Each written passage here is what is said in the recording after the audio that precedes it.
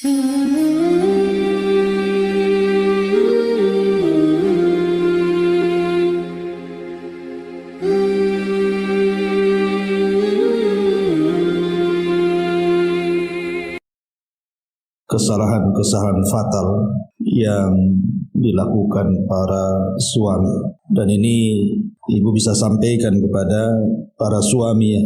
Nah, bapak-bapaknya nggak hadir masalahnya. Ma'asyiral muslimat yang dimuliakan Allah Subhanahu wa taala, tidak memperpanjang mukaddimah karena juga waktu. Yang pertama, kesalahan yang fatal bagi seorang suami adalah tidak memberikan nafkah. Dan ini banyak dilakukan oleh para suami yang tidak bertanggung jawab. Mungkin dengan berjalannya waktu biasanya. Kalau awal-awal menikah biasanya masih bagus. Tapi dengan berjalannya waktu, nampaklah ada beberapa watak atau sifat para suami itu yang kemudian menjadikan tujuan berumah tangga itu tidak sebagaimana yang diinginkan. Bahkan ada yang terang-terangan seorang suami itu justru menyuruh istrinya untuk bekerja. Ini kan aib bagi para suami harusnya.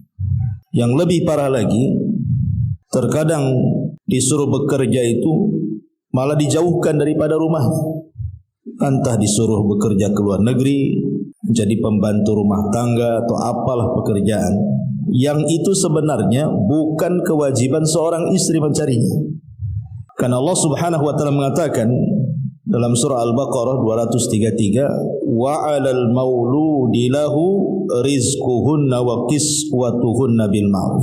Dan kewajiban seorang ayah adalah memberi makan dan juga pakaian kepada istrinya dengan cara yang baik. Makanya ditegaskan dalam sebuah hadis yang dikeluarkan Imam Ahmad dalam musnadnya, Nabi mengatakan kafa bil mar'i isman an yudayyi'a man yaqul. Cukuplah seseorang itu telah melakukan dosa ketika dia melalaikan kewajiban kepada orang yang harus ditunaikannya. Ini yang pertama, ini yang fatal ya. Kalau suami kok tidak mencari nafkah, malah cenderung menjadi pengangguran, padahal kalau dia mau mencari kerja itu pasti ada saja. Karena tidak mungkin Allah Subhanahu wa taala menahan rizki seseorang. Apalagi dia seorang kepala rumah tangga yang di bawahnya ada orang-orang yang diberi makan oleh dia, anak istrinya. Mustahil. Bahkan yang ada kalau seandainya dia niat untuk mencari kerja, pasti Allah mudahkan. Ini yang pertama. Yang kedua, mengambil harta istri secara paksa. Ada sebagian suami yang tidak punya akhlak. Terkadang boleh jadi mungkin bahasanya halus, si suami mau ngambil harta istri itu mungkin dengan bahasa-bahasa ya untuk keperluan, nanti diganti, padahal nggak diganti, ya. Atau mungkin betul-betul dengan cara paksa. Mungkin istrinya nggak tahu, atau emasnya diambil, dijual kan itu. Atau betul-betul dengan cara tekanan, kayak orang ngerampok gitu ya. Ah, mana emas? Sini, kan itu. Mana uangmu? Ini kan jelas-jelas zalim. Allah Subhanahu wa taala mengatakan, ya ayyuhalladzina amanu la ta'kulu amwalakum bainakum bil batil. Wahai orang-orang yang beriman, janganlah kalian makan harta dengan cara batil. Ini sama dengan mencuri namanya. Atau mungkin lebih parah lagi merampok kalau memang jelas-jelas memaksa untuk mengambil. Karena dalam Islam itu harta istri itu solid milik dia. Nah, ada ikut campur suami. Makanya kenapa kalau kita bicara tentang bab waris, kok laki-laki dapat satu, perempuan kok dapat separuh dari bagian laki-laki? Zahirnya nampak tidak adil, harusnya satu-satu lah. Masa perempuan separuh dari warisan laki-laki? Mana adilnya? Kita katakan Allah memberikan hukum itu sudah adil. Sebab kalau seandainya laki-laki itu menikah seandainya, maka harta yang satu itu berbagi dengan istrinya. Tapi kalau si istri dia dapat warisan, dia tidak bisa berbagi dengan suami, itu harta-harta dia. Nggak berhak suami mengambil harta yang memang itu milik dia, hasil jerih payah dia atau warisan dari orang tuanya. Kecuali illa an takuna tijaratan an taradim minkum. Kecuali kalau memang si istrinya redha mau bantu suaminya.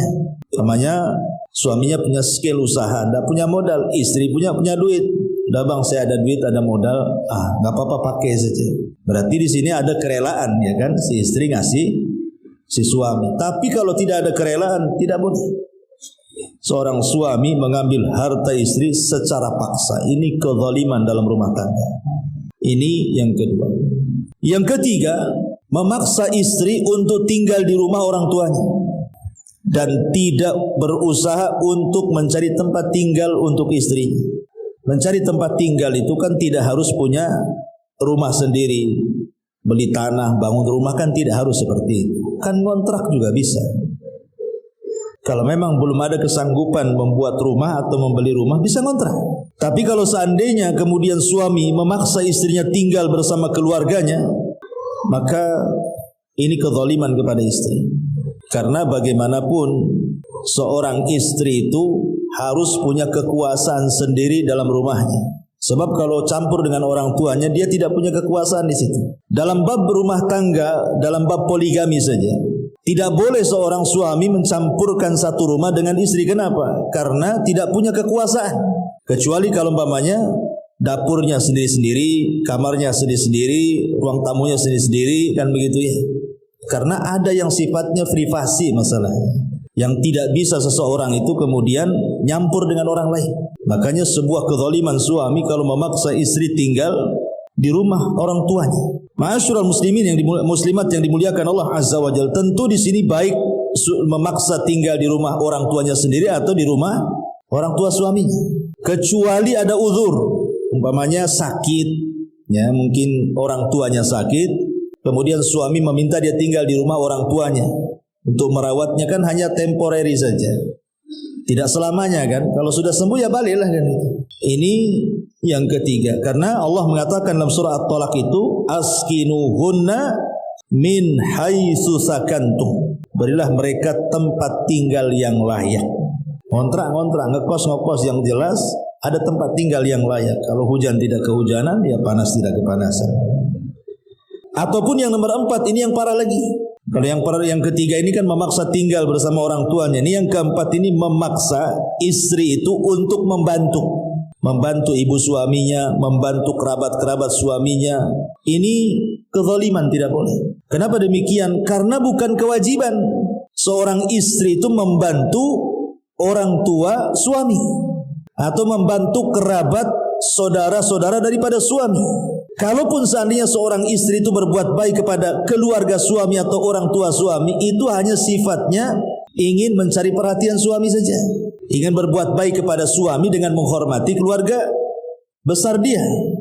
Ya, sekali-kali membantulah kalau ada hajat, ada kebutuhan atau lagi sakit dan begitu seterusnya. Makanya Al-Imam Ibnu Utsaimin rahimahullahu taala, beliau pernah ditanya, hal li ummi zauji haqqun ala zaujati, apakah ibu dari suami dia punya hak untuk memaksa memaksa menantunya, istri daripada anaknya, untuk membantunya? Maka kata Syekh Utsaimin, la, tidak ada kewajiban. Ummu zauji laisa laha haqqun wajibun ala az-zaujati binisbati ilal khidmati. Tidak ada kewajiban seorang istri membantu ibu dari suami atau kerabat dari suami. Maksudnya binisbati lil khidmat. Khidmat itu maksudnya ya datang ke rumahnya, nyapu rumahnya, bersihin alat dapurnya, mencucikan pakaiannya dan begitu seterusnya. Itu bukan kewajiban. Tapi kalau ingin berbuat baik nggak ada masalah, tapi bukan kewajiban. Tapi kalau suami ngancam-ngancam gitu kan, kau harus bantu ibuku, bantu saudaraku, ini kezaliman suami.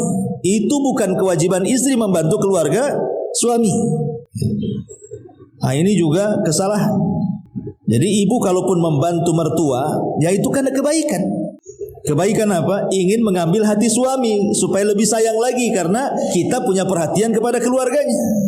Sebab kalau kita tidak punya perhatian kepada keluarga suami atau kepada orang tuanya kan, suami pun mungkin malas sama ibu kan gitu.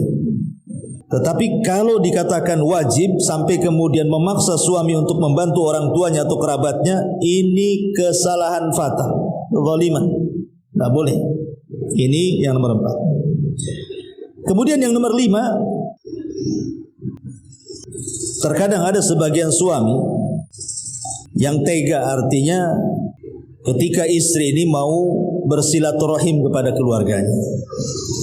Mungkin dia sudah lama nggak pernah berkunjung sama orang tuanya di kampung mungkin kan, kitanya pula di Batam. Ataupun ingin berkunjung kepada kerabat-kerabatnya, entah saudara kandungnya, paman-pamannya, bibi-bibinya. Terkadang ada suami itu yang menghalang-halangi. Tidak boleh, kamu tidak boleh pergi, kamu tetap di rumah. Nanti berhujah pula dia, kan suamimu lebih harus ditaati dibandingkan orang tuamu. Betul, kaidah itu tidak salah, ya. Tetapi kalau seandainya kemudian melarang-larang, mengancam-ngancam tidak boleh seorang istri bersilaturahim kepada keluarganya, ini namanya suami sama saja hendak memutus silaturahim.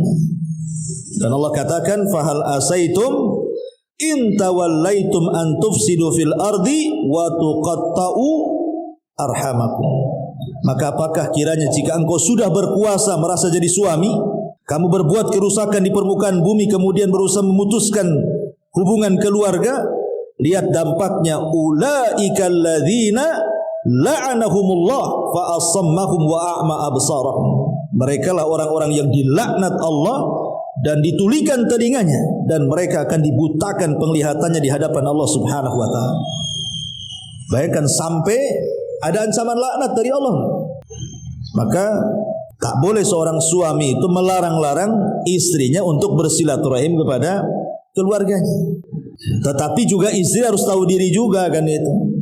Jangan kemudian setiap waktu ngajak suaminya ke keluarganya, tahu mungkin jauh tempatnya, gaji suaminya pun tak banyak.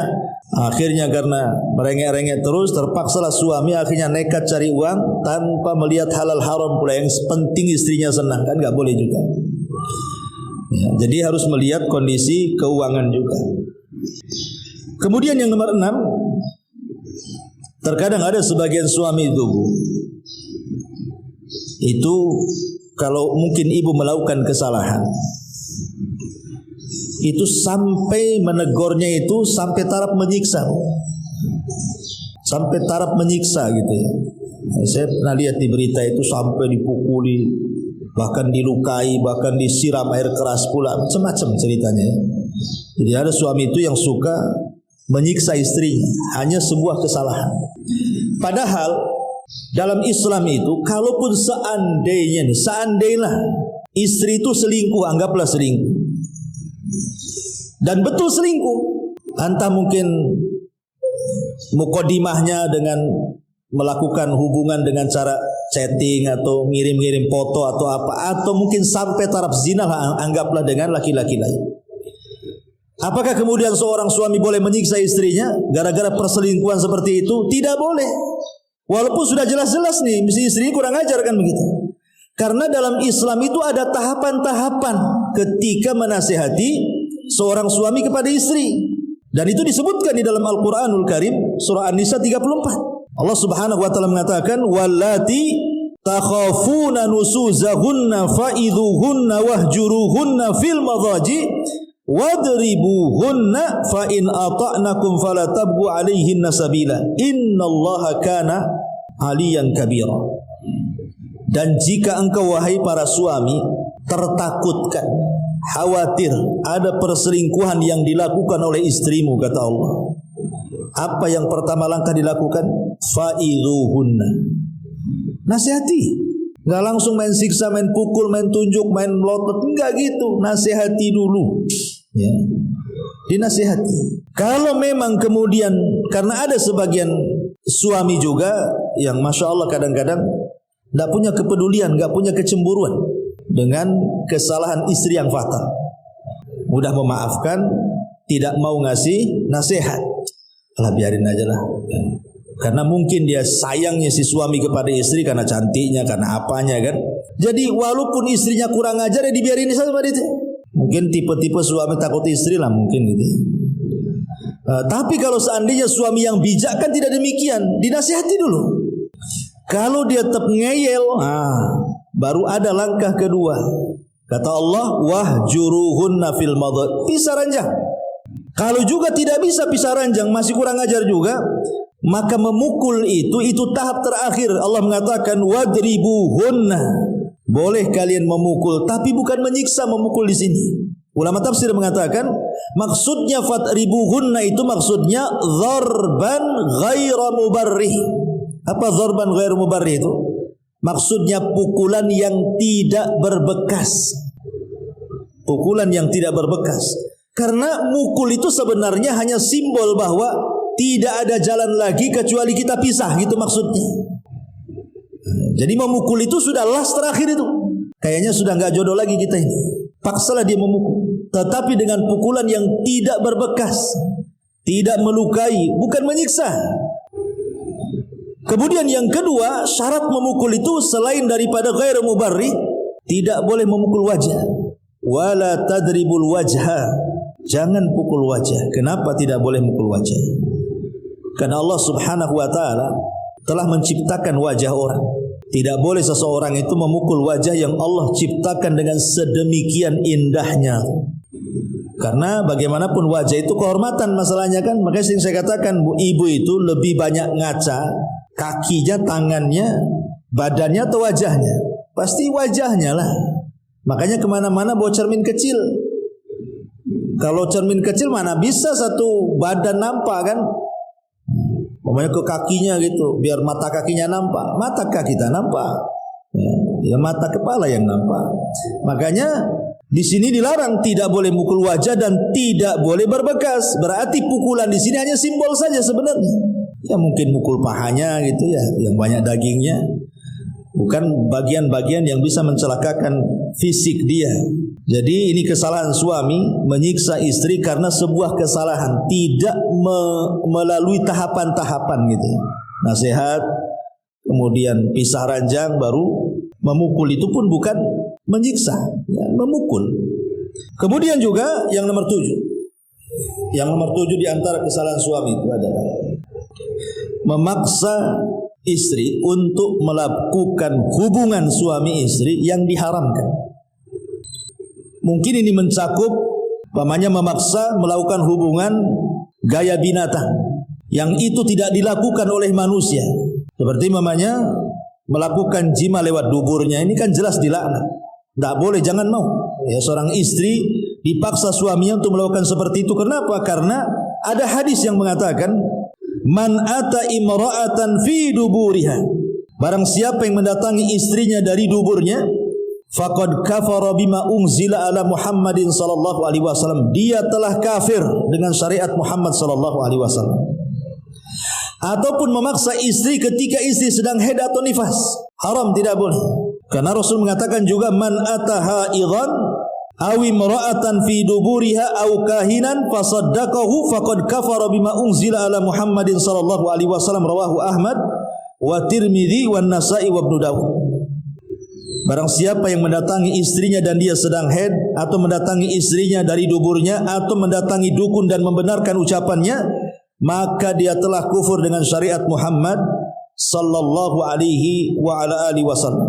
Jadi tidak boleh, ya. Ibu jangan mau juga kalau suami maksa seperti itu. Atau mungkin meniru orang-orang barat lah ya.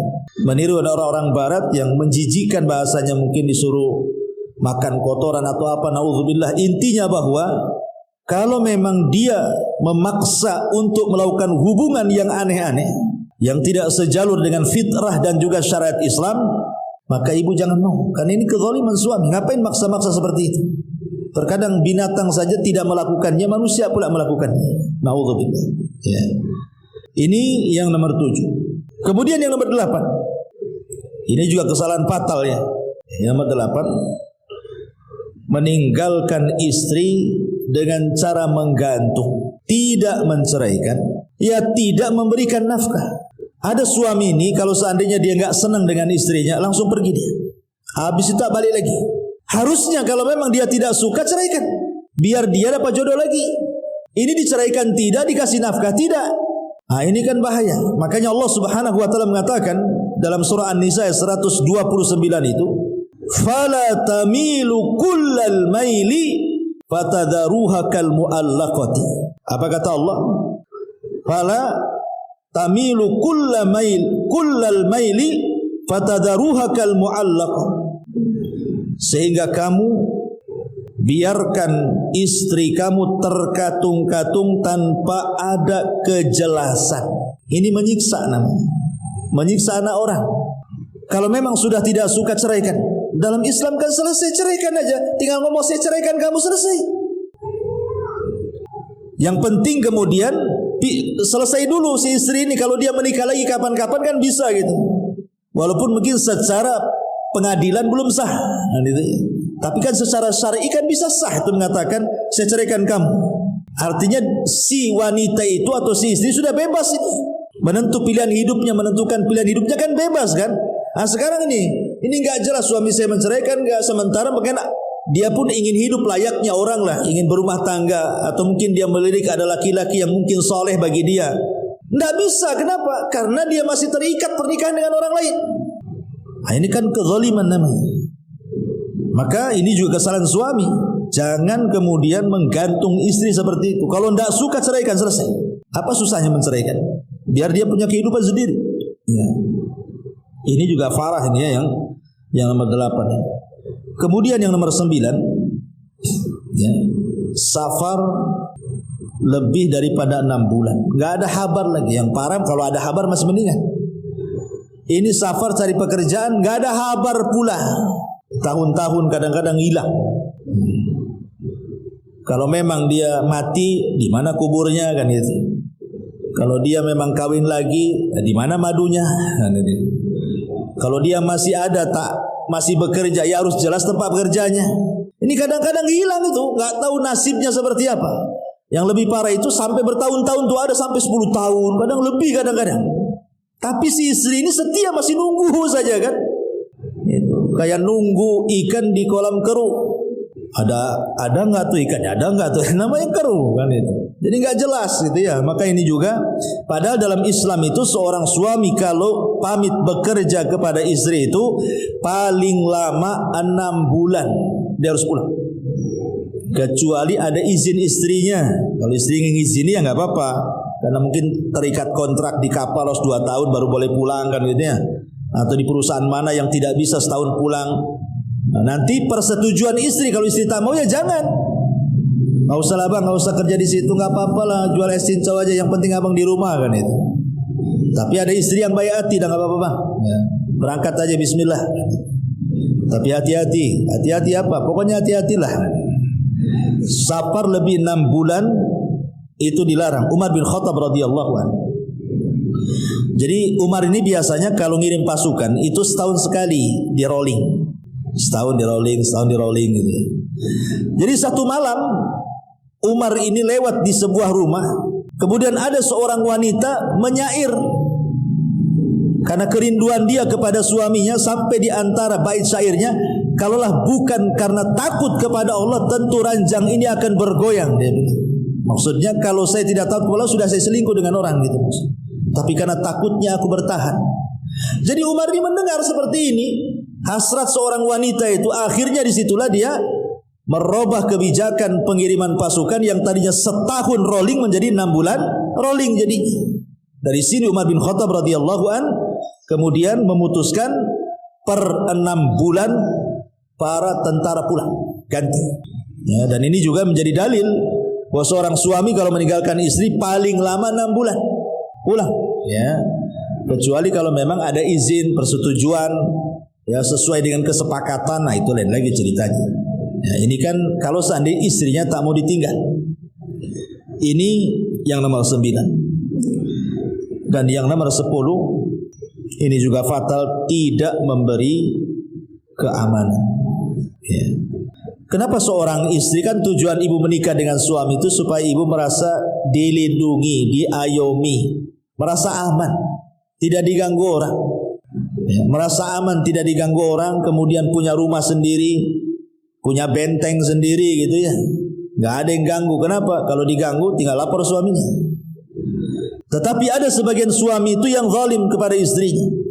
Terkadang mereka menakut-nakuti dengan cara mengusir kadang-kadang, ataupun mungkin mengancam-ngancam dengan kawin lagi. Dan banyak tuh suami, kalau gitu saya kawin lagi saja. Kawin lagi. Ya kawin aja lah kan begitu ya. Ngancam-ngancam saja. Artinya bahwa di sini kadang-kadang ada seorang suami itu yang seperti itu, suka nakut-nakuti. Yang lebih parah lagi, kadang-kadang nakut-nakutinya itu betul-betul terjadi. Kamu kalau macam-macam saya usir. Akhirnya ada masalah, langsung betul-betul diusir. Diusir, semua barang-barang yang ditaruh di rumah dikunci dari dalam, pulang kau ke rumah sana. Lah yang seperti ini tidak boleh, karena Rasul mengatakan la yahillu li muslimin an yurawwi'a muslimah. Tidak halal alias haram seorang muslim saja menakut-nakuti muslim yang lain aja haram. Apalagi seorang suami menakut-nakuti istrinya, ini kezaliman. Inilah yang disebutkan para ulama, ini kesalahan yang fatal.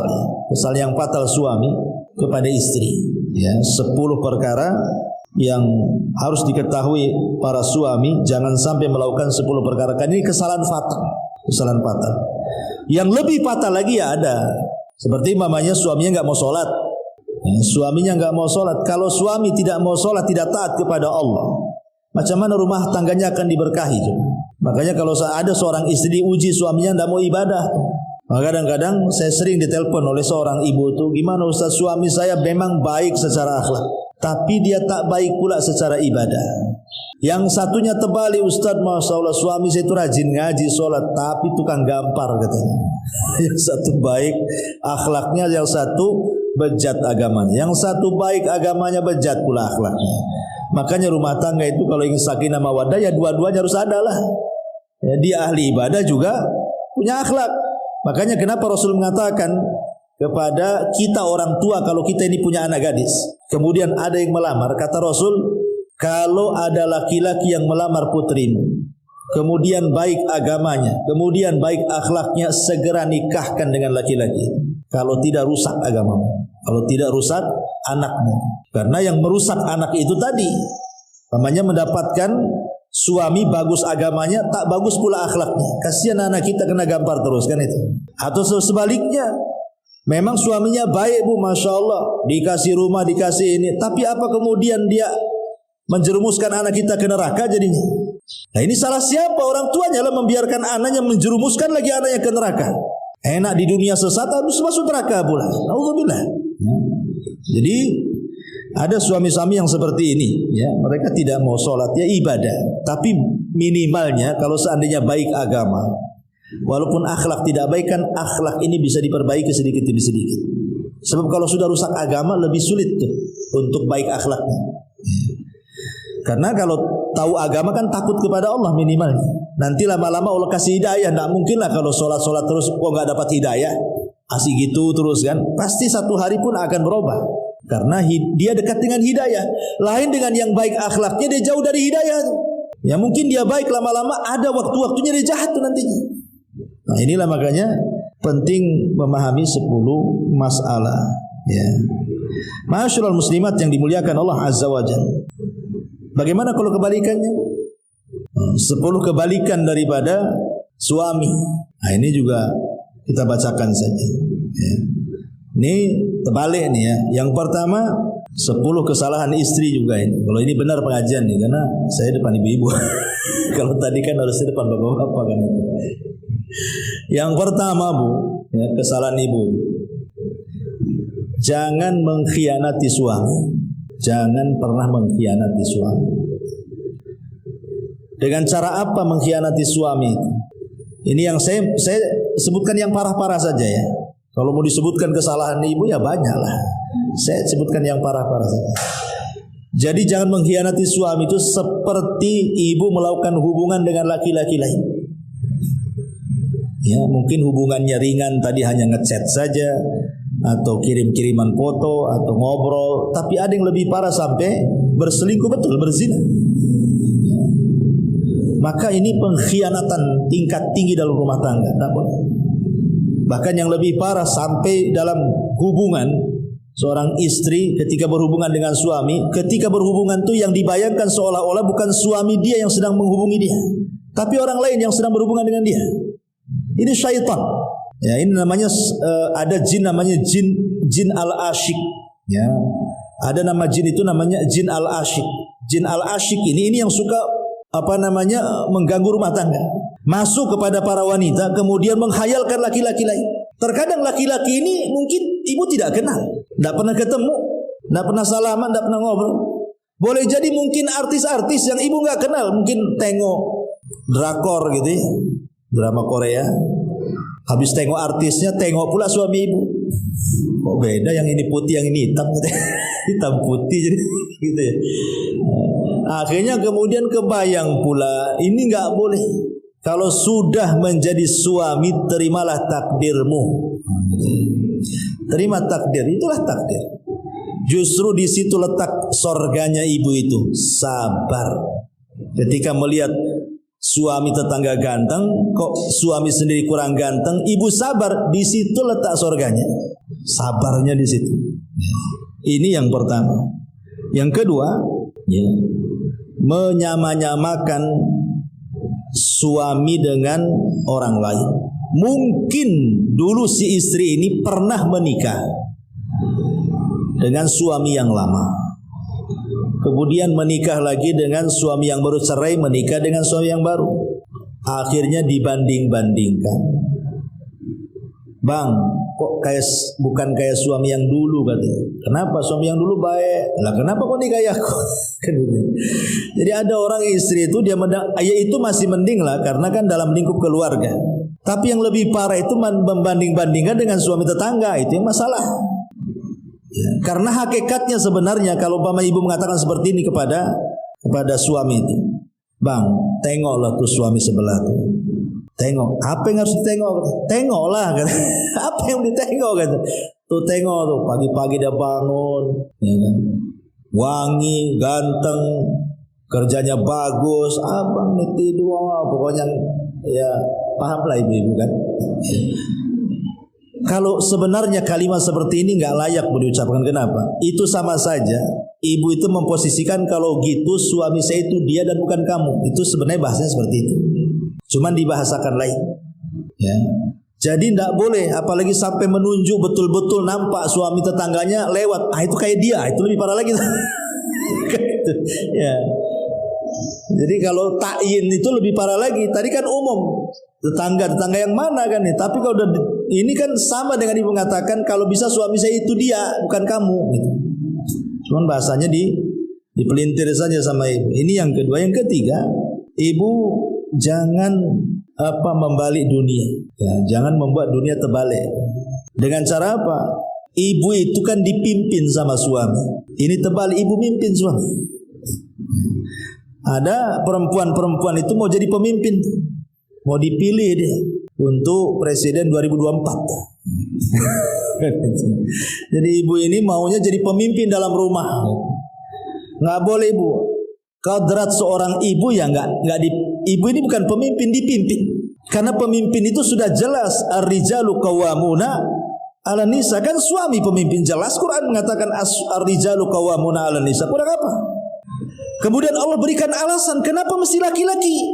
Bima faddalallahu ba'dahum 'ala ba'din wa bima anfaqa min amwalihim. Jelas dari segi tenaga bu, suami lebih kuat tenaganya. Ya, mau ibu kerja bangunan, ya, suami lebih kuat, dia kerja kuat suami itu, cara berpikirnya juga kuat. Kemudian juga mereka sempurna agamanya. Kalau ibu kan akalnya tidak sempurna karena berbagi dengan perasaan, kemudian agama tidak sempurna juga karena waktu-waktu tertentu ibu nggak bisa ibadah.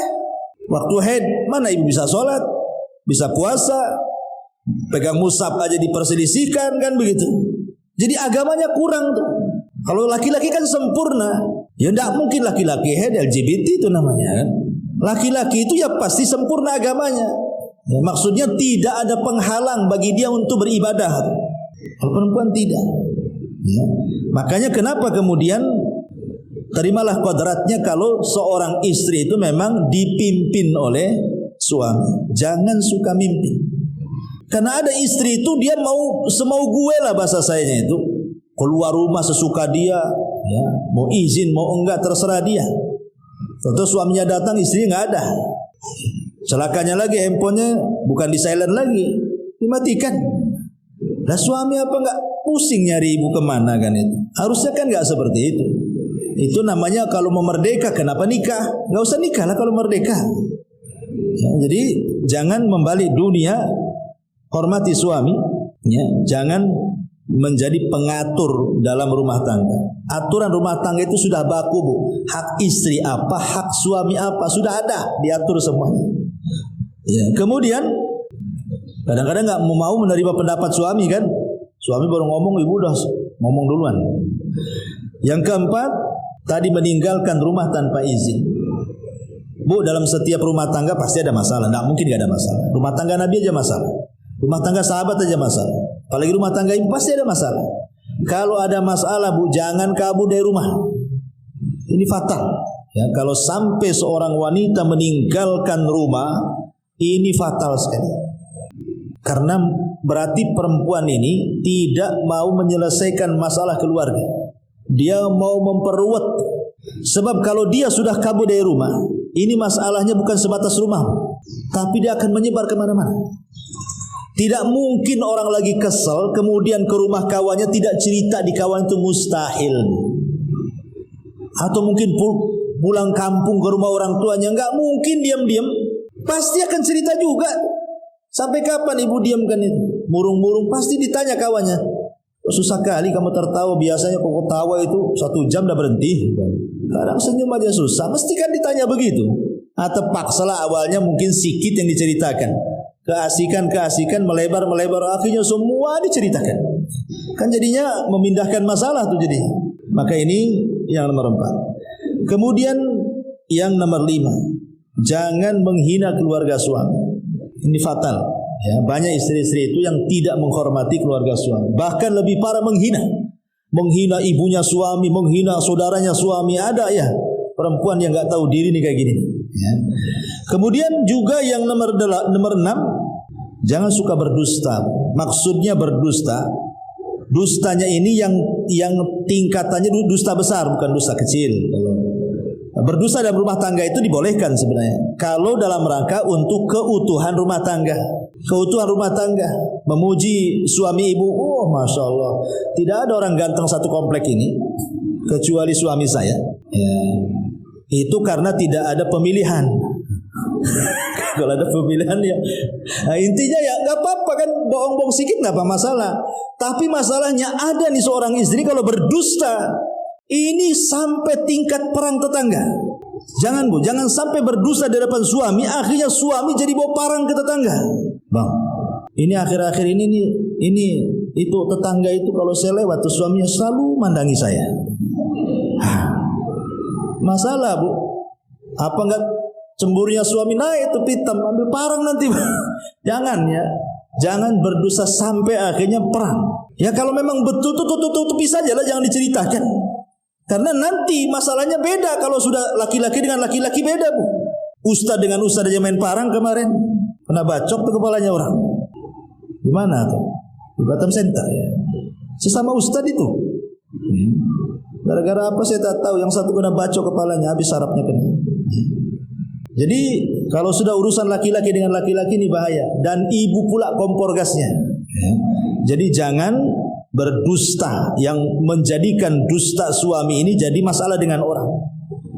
Berdusta soal keluarganya, dijelek-jelekin, kemudian berbohong dan begitu seterusnya, ini jangan sampai. Kemudian nomor 7, membongkar aib keluar rumah. Tidak boleh ya. Privasi. Ibu yang tahu suami tutupi. Sejelek apapun suami, bilang suami saya baik. Ya. Sekecil apapun gaji, bilang suami saya miliarder. Itu maksudnya. Kan itu.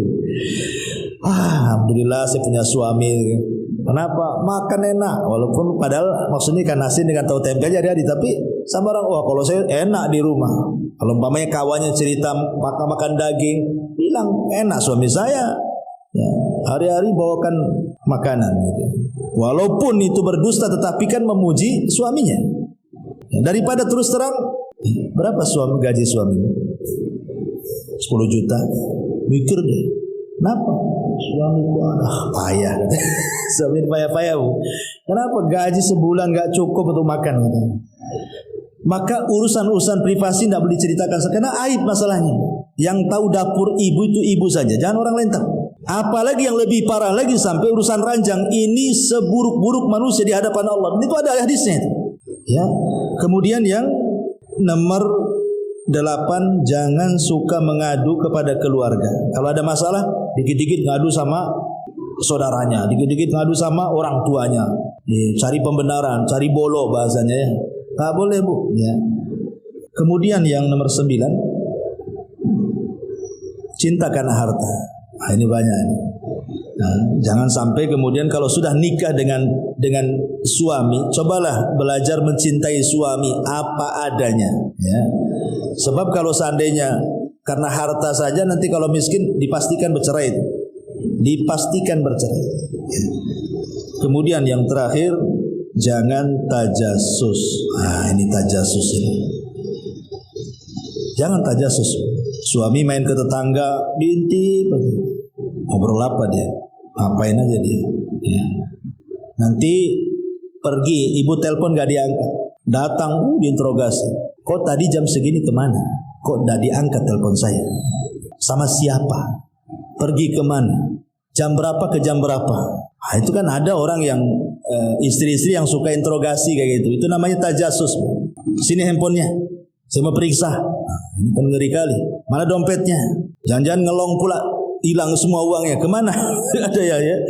Ibu kalau suami datang itu, bukan itu pertanyaannya, tapi mau apa?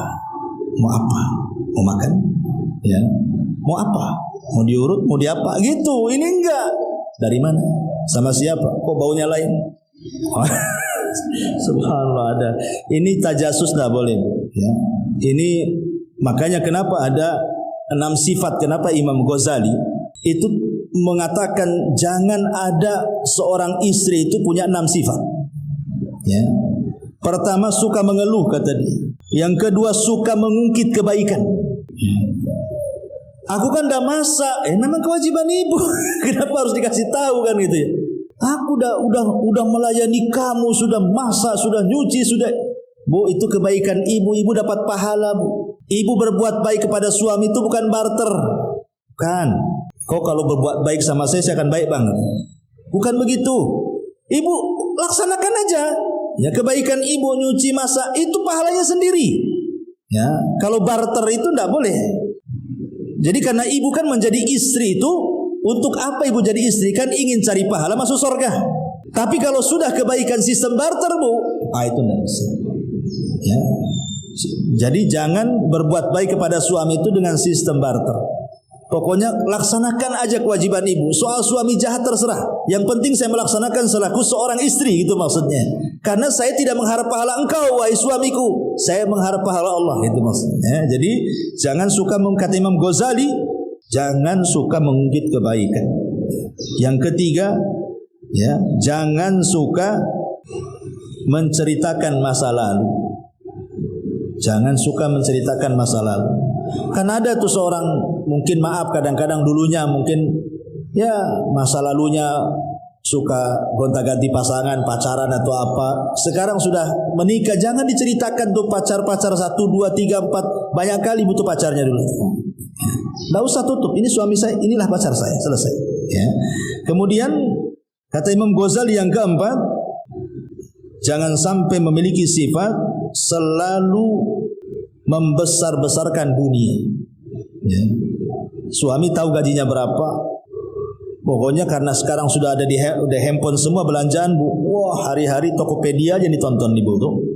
Tokopedia, Marketplace, apalagi tuh. Nah, akhirnya tas lewat, ini lewat, itu lewat. Tahu gaji suami seberapa? Ini yang branded itu yang ditonton. Kan gitu ya. Gaji setahun habis lah tuh beli satu tas tuh. Jangan selalu membesar-besarkan dunia. Ya, terimalah apa adanya.